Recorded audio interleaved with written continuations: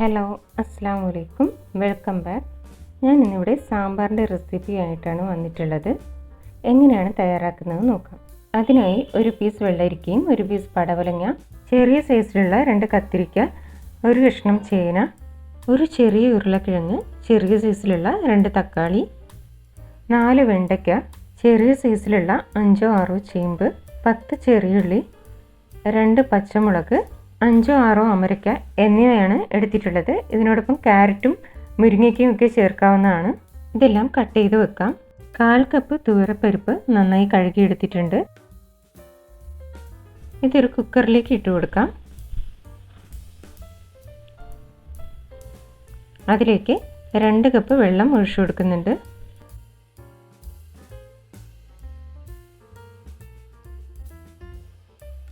ആവശ്യത്തിന് ഉപ്പ് ചേർത്ത് കൊടുക്കുക. അതിലേക്ക് ചെറിയുള്ളി ഇട്ട് കൊടുക്കുക. 2ആയി കട്ട് ചെയ്തെടുത്തിട്ടുള്ള അമരക്കയും ഇട്ട് കൊടുക്കുന്നുണ്ട്. അതിനുശേഷം ഒരു വിസിൽ കേൾക്കുന്നത് വരെ കുക്ക് ചെയ്തെടുക്കാം. തക്കാളിയും വെണ്ടയ്ക്കയും പച്ചമുളകും ഒഴിച്ചുള്ള വെജിറ്റബിൾസ് കട്ട് ചെയ്തെടുത്തിട്ടുള്ളത് ഒരുമിച്ചെടുത്ത് വെക്കുക. ഒരു വിസിലിന് ശേഷം ഫ്ലെയിം ഓഫ് ചെയ്തിരുന്നു. ആവിയൊക്കെ പോയിട്ടുണ്ട്. ഓപ്പൺ ചെയ്ത് നോക്കാം. പരിപ്പൊക്കെ നന്നായി വെന്ത് വന്നിട്ടുണ്ട്. ഇനി അതിലേക്ക് എടുത്തു വെച്ചേക്കുന്ന വെജിറ്റബിൾസ് ഇട്ട് കൊടുക്കാം. വെണ്ടയ്ക്ക് പ്രത്യേകം കട്ട് ചെയ്ത് വെച്ചിട്ടുണ്ടായിരുന്നു, അത് ഇട്ട് കൊടുക്കാം. അതിലേക്ക് 2 പച്ചമുളക് ഇട്ട് കൊടുക്കുന്നുണ്ട്. 2 ചെറിയ തക്കാളി അരിഞ്ഞെടുത്തിട്ടുള്ളതും ഇട്ട് കൊടുക്കുന്നുണ്ട്. 1/4 ടീസ്പൂൺ മഞ്ഞൾപ്പൊടി ഇട്ട് കൊടുക്കുക. 2 കപ്പ് വെള്ളം കൂടി ഒഴിച്ചു കൊടുക്കുക. അതിനുശേഷം 2 വിസിൽ കേൾക്കുന്നത് വരെ കുക്ക് ചെയ്തെടുക്കാം. ഒരു ബൗളിലേക്ക് കുറച്ച് വെള്ളം എടുത്ത ശേഷം ഈ ഒരു സൈസിൽ പുളി ഇട്ട് കൊടുക്കുക. നന്നായി ഒന്ന് കുതിരാനായി വെക്കാം. ഞാൻ സാമ്പാറിനായി റെഡി ആയിട്ടുള്ള സാമ്പാർ പൊടിയാണ് എടുത്തിട്ടുള്ളത്. പുളിയൊക്കെ നന്നായി കുതിർന്ന് വന്നിട്ടുണ്ട്. 2 വിസിൽ കേട്ട ശേഷം ഫ്ലെയിം ഓഫ് ചെയ്ത് കൊടുക്കാം. ആവിയൊക്കെ പോയിട്ടുണ്ട്. ഓപ്പൺ ചെയ്യാം. വെജിറ്റബിൾസും നന്നായി കുക്കായി വന്നിട്ടുണ്ട്.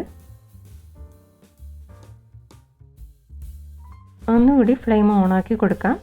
ഹൈ ഫ്ലെയിമിൽ തന്നെ വെക്കുക. അതിലേക്ക് പുളിവെള്ളം ഒഴിച്ചു കൊടുക്കാം. ഇനി അതിലേക്ക് ഇട്ട് കൊടുക്കുന്നത് സാമ്പാർ പൊടിയാണ്. 4 ടീസ്പൂൺ സാമ്പാർ പൊടിയാണ് എടുത്തിട്ടുള്ളത്. നന്നായിട്ട് മിക്സ് ചെയ്ത് കൊടുക്കുക.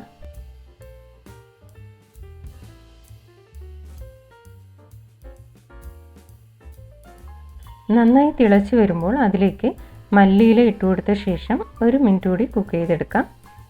ഒരു പാനിലേക്ക് 2 ടേബിൾ സ്പൂൺ ഓയിൽ ഒഴിച്ച ശേഷം അതിലേക്ക് കടുക് ഇട്ട് കൊടുത്തിട്ടുണ്ട്. 1/2 ടീസ്പൂൺ കടുകാണ് ഇട്ട് കൊടുത്തിട്ടുള്ളത്. അത് പൊട്ടി വരുമ്പോൾ അതിലേക്ക് 2-3 ചെറിയുള്ളി ചെറുതായി അരിഞ്ഞത് ഇട്ട് കൊടുക്കുക.